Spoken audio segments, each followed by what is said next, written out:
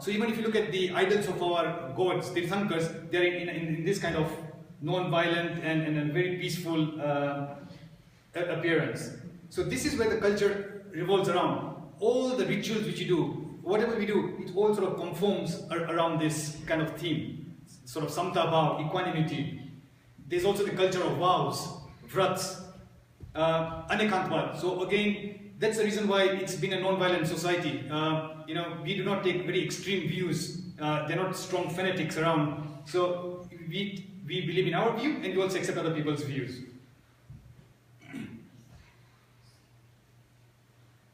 So essentially now, if you look at Jain culture, culture will then revolve around the literature, art, and architecture.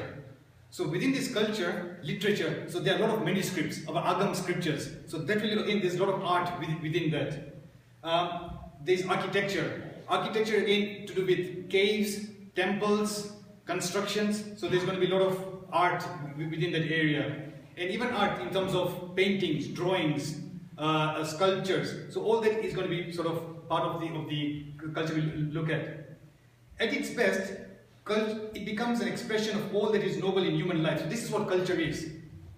And highest aspirations of human beings. If you look at it, everything has got a connotation. If you went to a church, I think this is a picture of the one which actually in Paris, Notre Dame. You can see many of the people who are there actually in a flat position with folded hands and sort of looking upwards towards the sky. And when asked, then what's the purpose? Why aren't the sculptures straight facing on the wall? Why are they have to be put? He says that the theme between that culture is that they're all praying to God, that they want to aspire towards the heaven. So that's why they're in folded hands, lying flat on the ground and looking and pointing towards the sky. So every theme, so essentially when we try to understand the culture and the art, some people have got certain ideas and what they have done, and we are now trying to decode what was the meaning, what's the symbolism behind each of these different. So everything has got a meaning behind it. Even the rituals which we do, sometimes they seem, what's the point of this ritual? At some point in time, those rituals would have had some significance.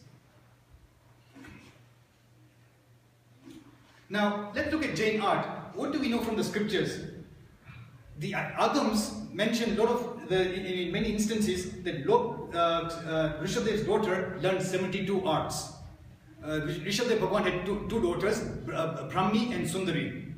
And he actually taught 72 arts to his daughters. And it details which are the 72 arts. And it begins with the art of handwriting, the Brahmi script.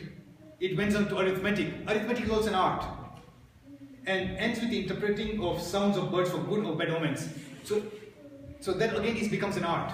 So you listen to the birds singing and you can say whether it's a good omen or a bad omen. Now, one interesting point is that when someone is an artist, he does not become sort of just for a particular group. It's not like a Jain artist.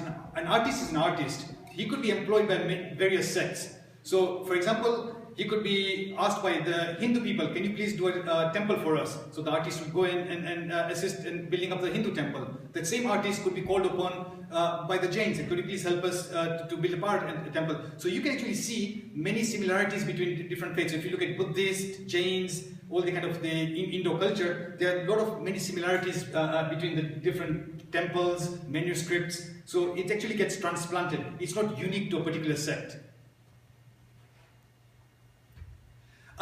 Sometimes when we say that our children are learning art in school, the general connotation becomes, oh, they're just painting and drawing. But art essentially is broad. Art of speaking, art of eating, art of talking. Art is just anything. Anything you do with sort of over a repeated number of times, that becomes an art.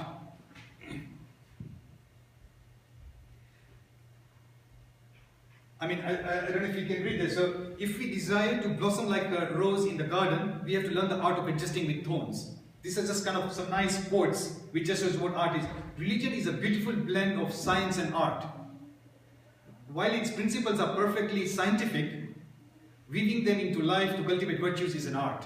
So art is just not only, as you said, paintings and drawings, sort of art of living. That's also, it's quite prominent. Guru teaches the art of not binding new karmas when the old ones surface, the art of being a witness to every moment. So that's kind of meditation that you need to be at every moment. That's again an art.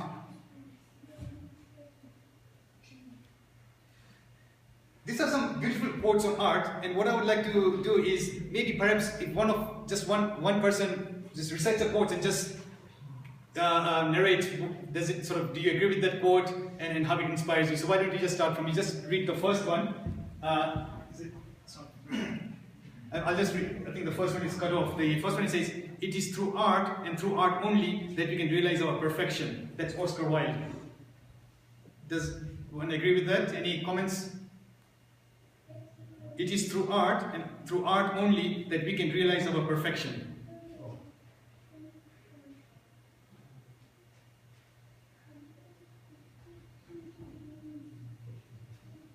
Make sense or?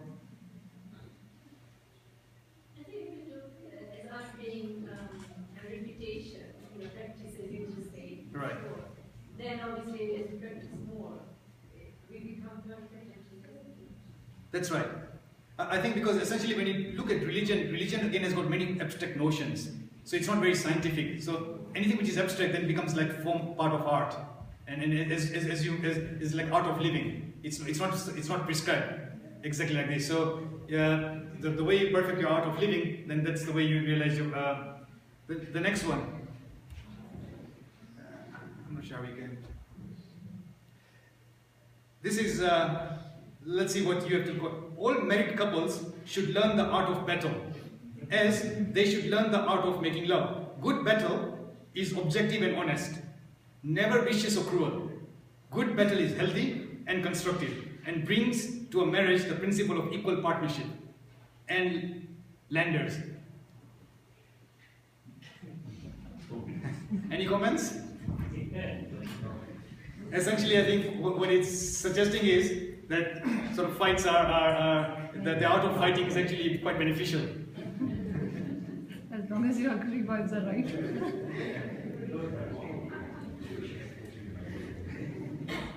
I think we need to practice more to make it perfect. I think so. Quite right. The next one.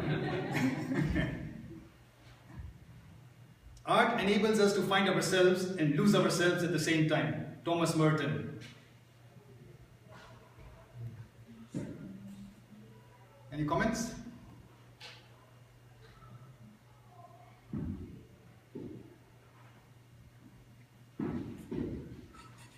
I think if you look at Acharya Jannaji, in a way this is actually quite appropriate for her.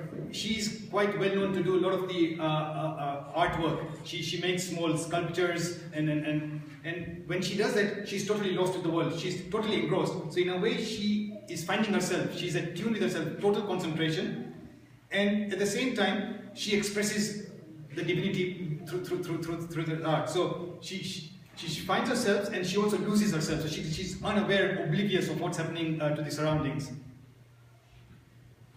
The next one is, art, like morality, consists of drawing the lines somewhere. This to me actually seemed like a pun, because you're actually drawing lines somewhere. So to do art, you need to draw lines. And it's sort of saying art, like morality, to lead a moral life, one has to draw lines somewhere. So to me, this was quite a profound meaning. So art, like morality, consists of drawing the lines somewhere. The next one is, the aim of art is to represent not the outward appearance of things, but their inward significance. That's Aristotle. That again, I think it seems to be quite profound, because it's not what you see outside. Every artist has got something deep inside them to express. The purpose of art is washing the dust of daily life off our souls. Again, if you just read through that, yoga is the artwork of awareness on the canvas of body, mind and soul. That again seems to be quite appropriate, because Jainism always talks about man, vachan, kaya. It's replete, all the scriptures, all with mind, body and soul. So and yoga is the blend on the awareness of the mind, body and soul. The other one is, a photograph is usually looked at, seldom looked into. That also seems to be quite nice. When you look at art, we just sometimes look through the museums just passing by very quickly, but we do not get the essence of what he's trying to capture. George Bernard Shaw, without art, the crudeness of reality would make the world unbearable. Francis of Assisi, he who works with his hands is a laborer. He who works with his hands and his head is a craftsman. He who works with his hands, head and his heart is an artist. Vincent van Gogh, I dream my painting and I paint my dream. I'll just read through quite quickly. Painting is just another way of keeping a diary. The true work of art is but a shadow of divine perfection. Creativity is allowing yourself to make mistakes. Art is knowing which ones to keep. Faith is the art of holding on to things your reason once accepted despite your changing moods. Leonardo da Vinci, a painter should begin every canvas with a wash of black because all things in nature are dark except when exposed by the light. This world is but a canvas to our imagination. The real art of conversation is not only to say the right thing at the right place, but to leave unsaid the wrong things at the tempting moment. And lastly, every child is an artist. The problem is how to remain an artist once he grows up. Now, if you look at the prehistory, what have Jains found in terms of when people have been doing excavations? One of the oldest known civilization is the Mohenjo-Daro civilization, which is actually in Pakistan, Afghanistan kind of area. And human figures standing in a freestanding meditative posture, Kayutsert, were found. So if you look at that picture here, this is one of the oldest relics which has been found. Obviously, different faiths will subscribe to saying that this belongs to our culture and our faith. So if it's a Vedic or the Hindu culture, they said this is a testament to our antiquity. Jains will say that it's to us. So what we have here is right on the top, between the flowers, is actually a person in a Kayutsek posture. So Jains say that that's an Arihant or Tirthankar in a Kayutsek state. The person bending down next to the cow is actually bowing down to the Tirthankar. And then you've got the 7 disciples or 7 ascetics in that, again, that posture here. So this is one of the earliest artifacts which Jains subscribe to, saying that this shows how old sort of Jainism is and ascribe to that. Again, with the tree. Tree has got a very strong link with Jainism, because many Tirthankars are known to attain Kevalgnan under a tree. And also in the ancient times, the Jain mythology says that there were Kalpa Vraksh, wish-fulfilling trees, that no matter what you desired were fulfilled by the tree. So you went to a tree and your wishes would be fulfilled. So again, having a tree next to a Tirthankar has got quite a significant bearing. Now that's ancient. This is something which we recently went to India in December, and it was quite nice to see a statue like this out in the. So it was actually on top of a mountain. No real temple construction, but again stone construction, and this is in Maharashtra. And it's just amazing to see that, you know, how the art has formed. Just a simple structure of a person in a Kayutsek stage, Kayutsek posture, and just meditating right out in the open field. Now we come to idol making, murtis. There is reference to idol worship since ancient times. Some of the scripture says that when Bhagwan Mahavir died, his brother Nandivardhan actually then, to commemorate his brother, so Mahavir's Nirvan, actually constructed quite a few temples and had idols constructed. Sometimes if it was not actually a murti, it would have been just feet. So when you go many places, padukas, they call it padukas, so the feet representing Bhagwan Mahavir's feet. Some inscriptions depict Jain idols consecrated around 400 to 500 BC during the rule of the Nanda dynasty. There are very many ancient idols in the Museum of Mathura. Mathura is actually one of the very strong points of many of these ancient idols. Now, idols are generally twofold. One of them are actually in the standing posture, and the other ones are in the sitting Padmasana posture. So essentially all Jain temples you'll find these two main kind of idols, sitting and the standing posture. In the earliest periods, the idols were very simple. And as time evolved, then they became a little bit more intricate. People started putting designs, putting emblems. Before there was no way of knowing which is Adeshwar Bhagwan, Marusami. Then the lanchan came in. Then you say, okay, now this is the lion, this is the snake, or this is the deer. So initially they were very simple structures out of stone, and then they started evolving as time went on. So the Gupta period, which is about 300 or 500 AD, that's became more elaborate. And then in the middle period, after 1000 AD, they became bigger and sort of very high. And generally they were made of stone. Again, as you know, this is Bahubali. And this again is a 60 feet in height. It's actually a monolithic structure. It is made out of one stone. It's a huge big stone. And this is actually carved out of just a single piece of stone. And it's believed to be almost over 1,000 years, sort of almost over 1,000 years old. And I don't know if many of you know that every 12 years there's a bathing ceremony. And I think a few years ago, even Indira Gandhi went here and through a helicopter, she did the bathing ceremony. They put milk and to wash the sculpture. So from stones came metal. So initially the idols were made of stone, and then they progressed towards metal.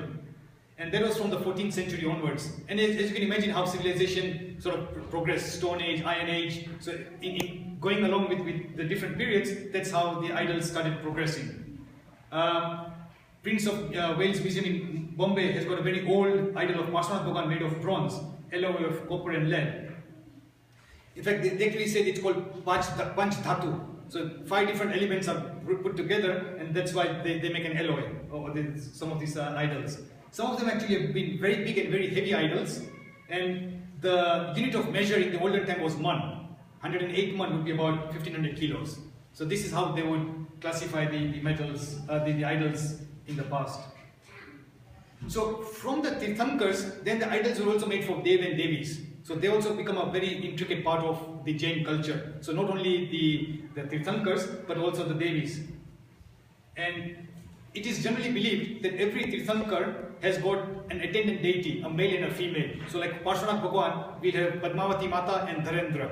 So male and female. Adeshwar Bhagwan would be Chakeshwari Mata. So every Tirthankar has got a male and a female attendant deity. They look after the devotees who are praying to those Tirthankars. So many of these statues of these idols of these Devis would be for the attendant deities, and also an integral part of the Jainism is Saraswati Mata. And because of the knowledge which she imparts, there are many idols which are dedicated to her. So from the idols, we now come to the art of painting. And Jain literature has got so many descriptions of various sort of artists in the olden times. And one of the oldest description is given is Princess Mallinath. She is the 19th Tirthankar, and Kalpasutra narrates a story that Princess Malli actually went to a gallery. So there was a gallery full of pictures. And there was one particular artist who was very well known for painting exclusive paintings. And it so happened that he was so great that his skill was such that if he actually saw the toe of a person, he could actually draw the entire picture. To such an extent that Malli's brother actually got surprised that because this person saw Mallinath's toe and he painted a life-size picture of her. And the brother actually got quite surprised that how could this painter could paint such a beautiful picture of my sister with exclusive contours and all the features in a very nice manner. And he thought that maybe he seems to be quite devious person. Maybe he's having an affair with my sister or something. How could someone know my sister in so detailed? Someone can see for you from far, but how can they look at all these minute details? And he then instructed that his finger should be chopped off because he seems to be not a good person. So it actually shows that drawing, painting was not even at Mahaviri's time, but going all the way back to Mallinath. And this we are talking of Mahabharata time period because Muniswarat Swami and all that we are talking of the Mahabharata period. So going back to as far back as then. So from paintings we also come to wall paintings. So you could have caves, you could have temples, and they're all replete with a lot of paintings. And the most ancient illustration of Jain art is found in the caves in Tamil Nadu, and they are thought to be around 600 AD. And the details which are found in this kind of paintings are showing angels dancing in the clouds, couple in the middle of a pond, female plucking a lotus flower. So these are the small details which you can actually see from the wall paintings. Elephant rooting up the stalks of lotus, cows grazing, swans sailing, birds on flowers, fish swimming. And not only do these paintings sort of show this in so much detail, it actually shows us the culture of the time period. Then from the wall paintings on the walls came paintings on the palm leaves. This developed around the 14th and the 15th century AD. Many handwritten palm leaves books found in Shastras, Bandras. So what used to happen is that all these scriptures before the paper, they used to be written on the palm leaves. And then they used to be stored in the bhandars. And that's how the scriptures have come down to us. There used to be paintings above or below the text. So if there's a text of writing, there will be paintings on top or below, in the margins, or sometimes even in the center of the paper. And what was the purpose of the paintings? Mainly for decoration and to arouse interest in religion. And that's quite important. Even if you look at now, if you're going to have a dinner, then there's the art of presenting the food. And if you have the art of presenting the food, it becomes more palatable. So the idea of the paintings then is to arouse the interest in the religion, to have all these beautiful paintings drawn. And some of the prominent locations are Mudbidri, that's in South India, Patan and Jaisalmer. So if you were to summarize, what was the theme of all these paintings? The subject matter was Tirthankars, gods, goddesses, monks and patrons of religion. So they could be a very wealthy person and he could say, you know, I really want someone to do some paintings on palm leaves. So then his image or anything would come there. So it would be patrons of religion. The graphics was linear. Obviously no three-dimensional effect, which we right now have 3D printers. So it was a linear graphics. The colors were limited: red, yellow, blue, white and green. And around 1500 AD, the use of gold became very, very prominent. And this is actually it came from the Persian. So from Persia, the influence of gold became very important. And to such an extent that even the sadhus and sadhvis who were traditionally drawn in white, they were painted in gold, because gold became everything to do with gold, because gold became an expensive element, and just to show that I can commission such a wealthy painting or drawing. Paintings on paper. It's believed that paper was invented in China around sort of 105 AD, and paper came to India again from the Arab countries. There is a very old Kalpa Sutra in the British Library, which is thought to be written around 1400 AD. So why was there progression from palm leaves to paper? Because palm leaves are small in size, and you cannot have sort of a lot of drawings on a small piece of leaf. So, and paper gives you much bigger size. So that's one reason why paper became quite important. Again, you could use more colors on paper. For palm leaves, you could only have certain colors which could be drawn on the palm leaves. Paper could easily absorb the colors, and again, gold could be increased. And again, wealthy people commissioned an entire book written in gold or silver ink. Then wood, if you look at wooden paintings, generally when you used to have the palm leaves, to store the palm leaves, you used to have a wooden plank on top and a wooden plank at the bottom, and that's how you would store the palm leaves. And again, on the top of the wooden planks, you would then have exclusive designs on it. These are examples of actually the ceilings made out of wood, and you can look at the intricate details of what kind of art has been done on wood. Now, paintings on cloth. And again, there are many references in the Buddhist and the Jain agams, but the only problem is cloth is perishable, and so therefore not many ancient samples are available. The earliest known cloth painting is from the 14th century onwards. And what was actually painted on the cloths?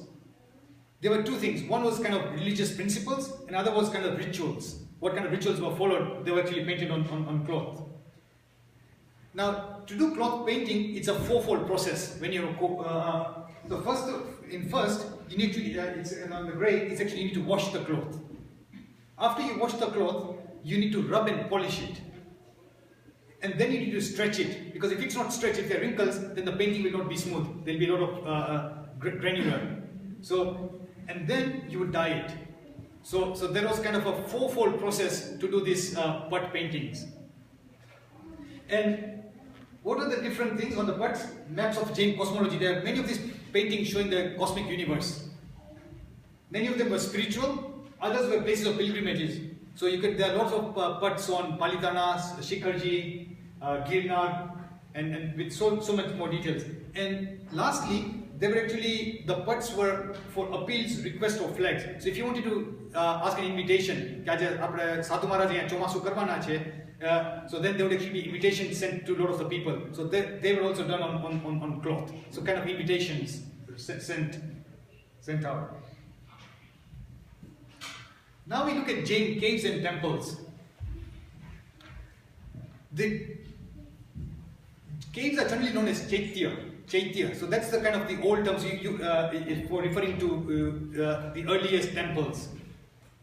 And many Tirthankars are believed to be meditating under trees and becoming obescient. So that's, we know that many Tirthankars became that. So what generally happened is that a Tirthankar would be meditating under a tree, and then he would get Keval Gnan. Then what generally people started to do is then say, okay, why don't we create a commemoration around a tree? So they would have a heap of bricks around a tree, and they almost became like a simple temple. So there was no murtis or anything, just like a tree with a small kind of brick, a circular brick around it, and that basically became a symbol for a temple.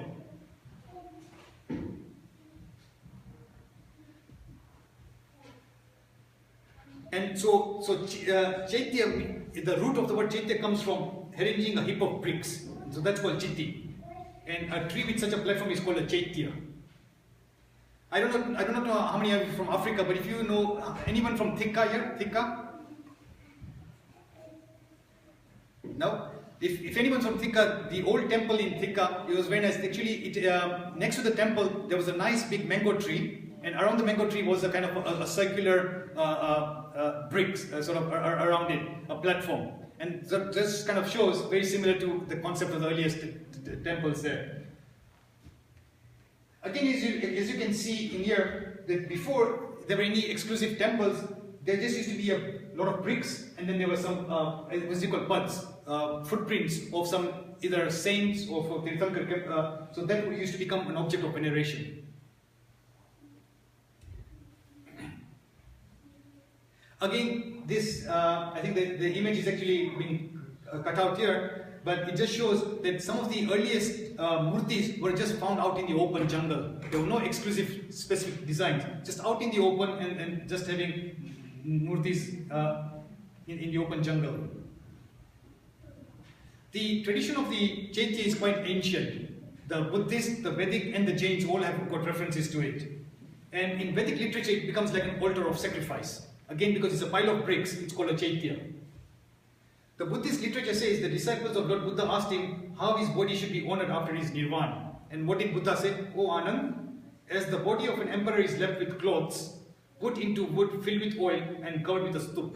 So stup again is to say commemorate, so bury me and then just have a commemoration of, that will be a remembrance that I actually lived on this earth. So indicates the tradition of creating stupas in place of memory of kings or great religious people. Stup means heap, a pile. And so it denotes a dome-shaped structure. So Chaitya is a term which refers to shrines, it refers to pillars, it refers to holy spots, memorial places. So if someone has died, then there is a memorial spot. And that again is called a Chaitya. And if you remember, like when you go to temple right now, we say આપણે Chaitya Vandan કરું છે. So let's, the Svetambas, lot of they say we are doing a Chaitya Vandan. So Chaitya, again, it's kind of the connotation is temple.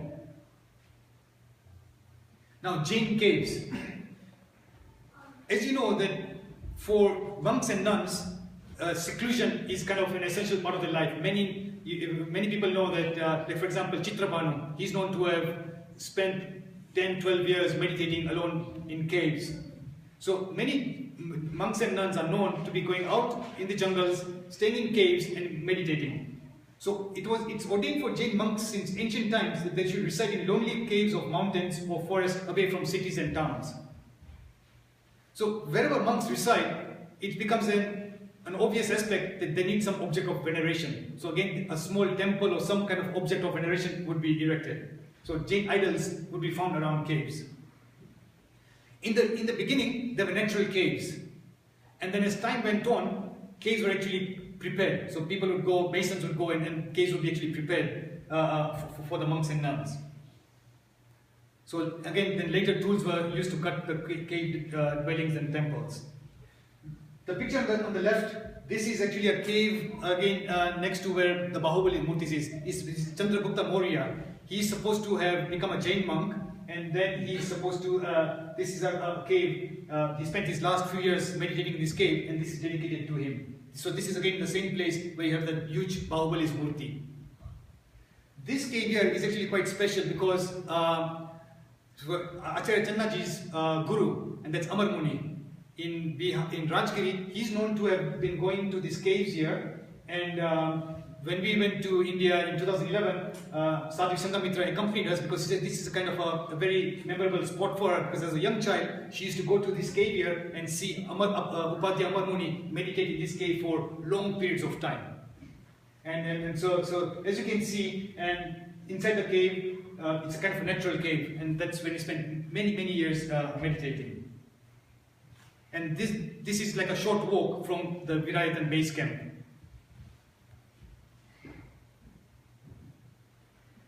Now, the caves in India, the caves of Badami in the 7th century, they are still present right now, and as you can see, they're quite exclusive in the construction. And there were cells for residing monks. The caves are found in various parts of India, right from Bihar to Uttar Pradesh, Orissa, Gujarat and Junagadh. So if people go to Girnar, again there'll be sort of caves there, Madhya Pradesh, Maharashtra, Ellora, Ajanta and Ellora, Karnataka, Tamil Nadu. So essentially throughout India, they were really spread most over the entire spectrum of India. So now we come to architecture. Now architecture means Vastu Vidya. That's the technical term in Hindi, and it's the art and science of building. So the development of Vastu Kala means art, was found first connection in the construction of stupas, then caves, then chaitya and temples. So this is where architecture started developing. There are many references to Ayatan, place of worship. Does this ring a bell? Ayatan? Virayatan. So as you said, like the name, when we say this is Virayatan, so Vir Ayatan, a place of worship for Vir. So when Acharya Channaji went to Bihar, this is where Lord Mahavir was walking, and that became a place of worship where Mahavir was. So Vir Ayatan. So there are many references to Ayatan in the scriptures. Chaitya Graha, Tirtha, etc. So the most ancient Jain temple is perhaps near Patan in Bihar. So this is what scholars have said, this is the most ancient temple, if people were to say, is in Bihar, and it's around sort of 300 BCE before Christ. The most ancient known Jain temple outline is at Neguti near Badami in Karnataka, and according to the rock inscription there, it says specifically that this was done in 634 AD. So that's... Now if you look at the architectural art of Jain temples, it's actually done in 3 different segments. One is known as the Nagar style of architecture, the other one is the Dravidian style of architecture, and the last one which is the Vesar style. So these are the 3 styles of architecture of temples, if you were to classify all the temples in India. So the Nagar style is circular dome. Even if you go to Potter's Bar, you will see a circular dome with a kalash or a jug at the top. The Dravidian is actually a little bit more like pillar shaped. So as you can see, many of the South Indian temples, they start broad at the bottom and then taper down at the top. So it gets thinner at the top. And the Vesar style is actually a dome circular, but it's actually flat at the top. It's like almost seems to be like truncated, like a barrel. So these are the 3 different styles of temples you'll find. And another very peculiar style is in southern India, they actually have a lot of pillars. So they would have a pillar, and then on the top of the pillar they would actually have some murtis. So when the temples first started, wood was the first material which was used. Because it was easily available, it reduces weight without affecting the strength of a structure. And it's amenable to elaborate carvings. You can do a lot of carvings on wood compared to stone. But the only limitation is it's perishable. It is believed that in Palitana, the earliest the temple is Adeshwar Bhagwan, right? The earliest temple was actually a wooden temple, and which was actually destroyed in a fire, and then later it was done in stone. But the earliest temple, the original temple, was actually a wooden temple.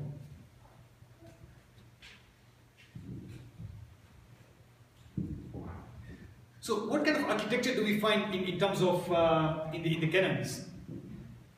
One is, it can be broadly classified as secular and religious. So the architecture. Secular means there are a lot of descriptions of architecture for how someone created their own house, or how they created their own. So it's residential, mainly residential. And residential could be two forms. Residences for like people like you and me, and residential which could be palatial, kings and queens. So that's how the architecture has been described. How a normal people did their own construction of houses, and others how big kings created huge palaces, and what kind of architecture was prevalent at that stage. From religious point of view, the architecture can come into stup or chaitya, which means temple, caves, and then shrines as it developed through the ages. So this is how the architecture can be grouped. Now each Jain temple has essentially got three main parts. One is the entrance as you enter through the derasa of the temple. Then there is assembly hall. This is where we all kind of get together, recite our prayers. And on the left is the sanctum, which is kind of where the murtis are. So it's kind of a three-part to each Jain temple. And essentially, the influence of Jain temples has actually come from Hinduism. The earliest known temples are known to be Hindu, and what Hindus did was actually associate temples with the human body. So for example, when we say the assembly hall, many actually it's called a gabaro, Gujarati magi gabaro, and that's like the womb of a lady. So that's essentially, it's associated, the assembly hall is associated with the womb of the ladies. It's known as a gabaro. Again, if you look at the diagram on your right, you can see that there is a place where the murtis are kept, there is a place for pradakshina, circumambulation, and then there is a huge assembly in this part here where a lot of prayers and a lot of people can be accommodated. So Jain temples were called Jinale or Vihar in northern India, or Basadi or Basti in south India. So these are the terms for temples. The architecture is believed to have been imbibed from the Brahmins tradition. And where in the Brahmin tradition, the temple is the symbol of the universe, conceived in terms of the human body. As the body becomes lifeless without soul, so does the temple require pran pratishtha. So whenever there is a new temple which is being done, there's the Acharya Maharajis or some sadhus come over to do a pran pratishtha. They recite a lot of prayers and mantras, and then they say, now this temple has become live. So now, otherwise it just becomes, when we have murtis at our home, they're just normal. But in the derasa, certain mantras have been recited and certain rituals have been followed, and it says now this temple is pran pratisthate. Life has been put into the temple. The sanctum is where the murtis are kept. Generally they are dark chamber. They are enclosed by solid walls, and it's lit dimly by a flickering of lamp. Before there were no lights, so if you go into many of the temples, you just find a small divo being burnt, and that's lighting up the murtis. And what does this suggest? This suggests that the divine spirit or the immortal soul installed in the sanctum is illuminating the enveloped universe. Because as we say, that the temple is like a symbol of the human body, according to the as the Hindus have developed it. So they're saying that the light inside the sanctum where the murtis are, that's like the soul, and that's illuminating everyone else. So when we are sitting out in the assembly, so that light of the lamp and the Tirthankars is illuminating everyone up. has gone. This is a modern Jain temple, as you can imagine. It's the shape of I think this is again in Maharashtra. We sort of visited here again in December. This is the same places which we went. And as you can imagine, the concept of this modern Jain temple, because when we say Tirthankar, Tirthankar is a fort maker. What's the role of a Tirthankar? To help us to come out of this cycle of birth and death. It's called as Bhav Sagar. It's almost like an ocean of literally births and deaths. So a Tirthankar helps us to cross this. So we are in this constant rotation of birth and deaths, and now we want to go into Siddhila. So that's the role of a Tirthankar, and therefore the ship is a symbolic of as a Tirthankar. Here is one. This is a temple in the form of a ship who is going to help us cross from here into heaven, from earth to heaven. These are just kind of some pictures of how kind of exclusive designs have been done. You know, in a small painting like this, can you imagine how much intricate details has been done? In this, the story of Neminath Bhagwan is sort of widespread in many temples. Even in the carvings, if you go to Palitana, there have been a lot of carvings which depict that Neminath Bhagwan wants to get, he wants to get married to Rajul. There's a procession. He hears the wails of the animals and then saying Ratne Pachuado. So there are many diagrams depicting that. I think that's basically it. So, if there's any questions? Thank you very much. Sorry, in the temple like Potter's Bar, what is the point of that where you have to go round and round the back? Pradakshina? Yeah. So, Pradakshina essentially means, so if you see Pradakshina, Dakshin means east. So whenever you're going around the island, you're always facing east. Right? So that's what Pradakshina means. Because whenever you go, the Bhagwan is always to your right. It's like east, Dakshin, yeah. Pradakshina. And the concept of Pradakshina essentially is threefold. There are a lot of different connotations why people go. First of all, people do it 3 times to get Samyak Darshan, Jnana, Charitra. So that's one of the reasons why people do it 3 times. And the other reason is that we are constantly in this cycle of birth and death. We are constantly revolving in birth and death. So we want to get out of this the cycle of birth and death. So it's kind of a symbolism that I'm constantly revolving around. Now I need to have your shelter for me to get into heaven. So that's one of the reasons why people want to go around 3 times.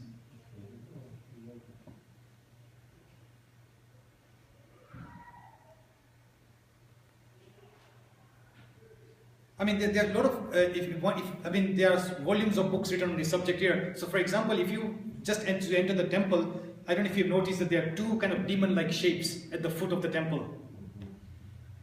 If you've noticed, even if you go to Potter's Bar, just as you enter the steps, there will be 2 kind of demon-like faces.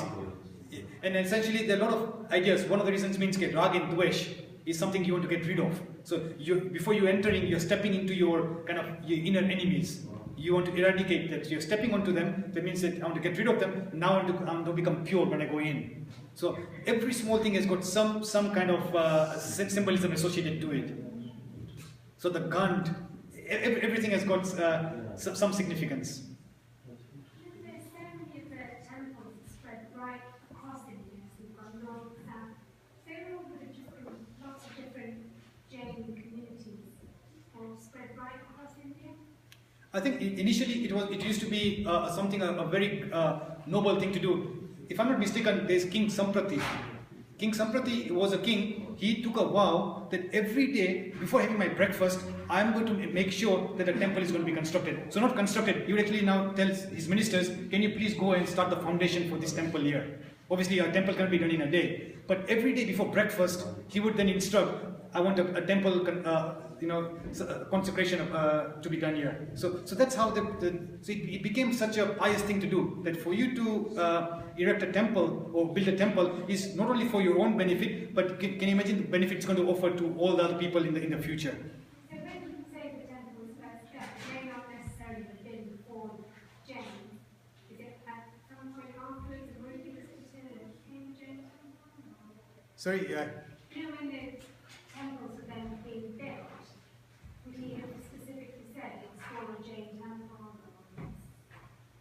I think that would be quite specific. So as time went on, as the temple making became quite prevalent, then it would be like a Jain temple. So because then the culture, the rituals, and everything would be associated with it. So the widespread of Jain temples would then be so prevalent. So depending, I think it was also very dependent on who were the kings at that stage in time. So did they have a very strong Jain influence or a very Hindu influence? So the propagation of the temple making and the culture was very much dependent upon the kings at that time. And again, it was like an ebb and flow. So when the Muslims came in, many of them were destroyed. And then again, they rebuilt. So that kind of process went back and forth. That isn't a temple is also very specific, right? The temples are built like Rashi, they just like, because certain temples have Mahavir Swami, certain have Pashnan Bhagwan, isn't it specifically look at Rashi Pramane and area Pramane, they have like the sadhus tell them कि यहाँ Mahavir Swami nu banao na यहाँ banao. That's right. So I think the point is that whenever temple is being done, depending on the knowledge of the acharyas, they will say that which murti to install in this temple, because you've got 24 tirthankars. So which tirthankar are you going to sort of install, and that's going to be dependent upon the acharya Maharaj's knowledge or his intuition as to what murti has to be done to be installed in the temple. Are some temples considered more important than others? We go to Kalika, we go to India. So the significance of people going there, is it because some temples are more important, or I think you're right. I think certain temples have become much more prominent, and others have sort of become not many people know about them. So I think it's either to do with some kind of miraculous event, or it depends upon the importance, or it really depends upon how the society has evolved around it. So for example, Sankeshwar Parshvanath has become very important because it is believed that the murti there is a very miraculous murti, and it's a very old murti. And so therefore Sankeshwar has become a very prominent place here. So no matter wherever you go within India, certain places have become very, very important. Summit Shikhar, that's associated with many tirthankars having attained liberation there. So basically what happens is, most of the temples will be associated with, say for example, the Panch Kalyanaks of Bhagwan. They're all where the Bhagwan was born, where the Bhagwan got Diksha, conceived, and moksha and nirvana. So all those places will become very, very important because they're associated Pavapuri, Champapuri. So those becomes by default a very prominent place. There are other temples which then become due to either following or some kind of miraculous activity or faith of people.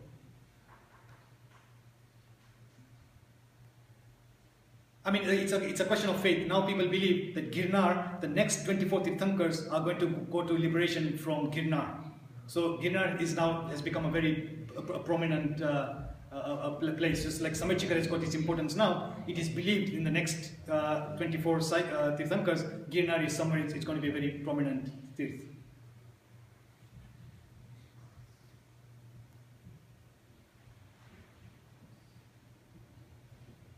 I mean, there's one temple which is like Ashtapad, which is now believed to be invisible.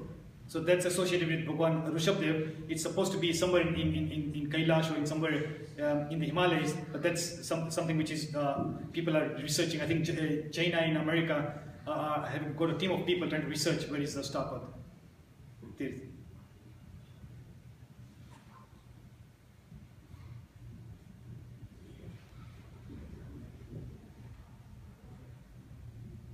All right.